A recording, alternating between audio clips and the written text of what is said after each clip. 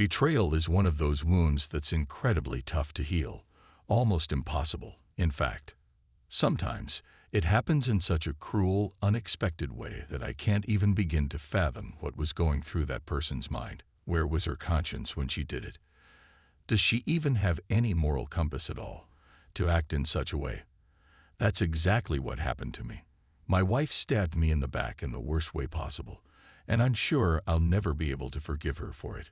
Everly and I had always gotten along well. We shared good times, laughs, and we made a home together.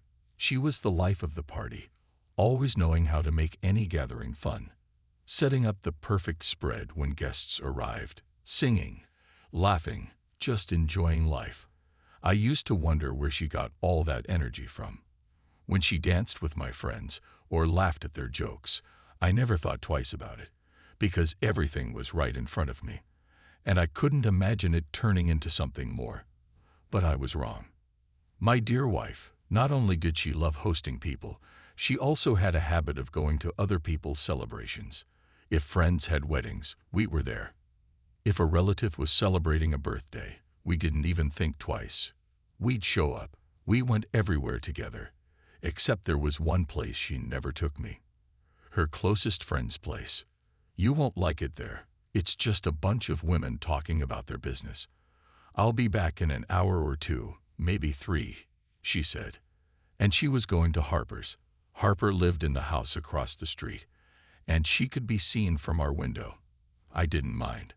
She visited Harper without any special events, just to hang out and take her mind off the hustle and bustle of the world, as she called it. I didn't see any harm in it. Why should she sit at home all the time? I knew how monotonous and dull housework could get, and I understood her need to go out, try on a new dress, and gossip about woman stuff.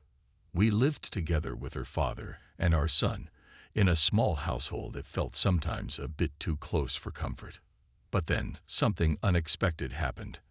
A neighbor, a sweet young woman, who walked her baby around the block every day, said something that struck a nerve.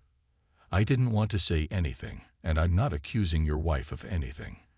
But there's something odd about her behavior.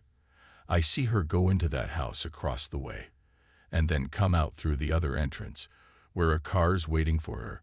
They drive off for a couple of hours, and when they return, she heads home in the opposite direction.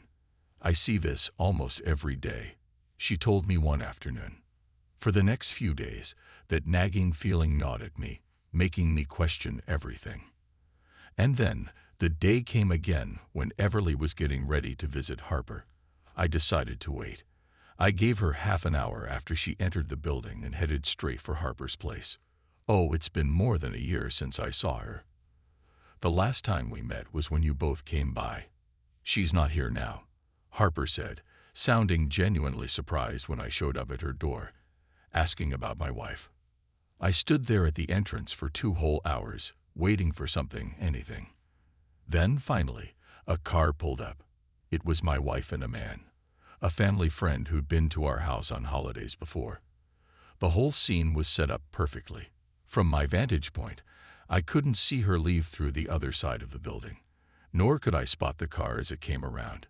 The layout of the building and the road hid it all. I watched in silence as my wife stepped out of the car. Her eyes widened in shock when she saw me standing there. She lowered her gaze, hurried past me, and ran straight home. The man in the car didn't even stop. He hit the gas and sped off, disappearing around the corner before I had the chance to say anything. When I got back to our apartment, I didn't waste any time. I told Everly everything. What I had seen, everything I had learned. To be honest, I was more stunned by what he had done than by what she did. My rage boiled over. Without a second thought, I packed up all her things and threw them out of the apartment, straight out the 9th floor window. Then I turned to her, fists clenched, and glared at her so intensely that she couldn't bear to stay another moment. She ran out of the apartment in a hurry. I later heard that she spent the entire night sitting on a bench near the pile of her belongings. Apparently, no one in the neighborhood would offer her a place to stay. The humiliation was complete. After that, Everly went to live with her aunt. Eventually, I heard rumors that she went to another city to work after everything collapsed. My father-in-law didn't say a word to me. And honestly, what could he say? So now it's just me and my son in this apartment. My ex-wife is still sending money to our son, and I can only hope that she earned it the right way.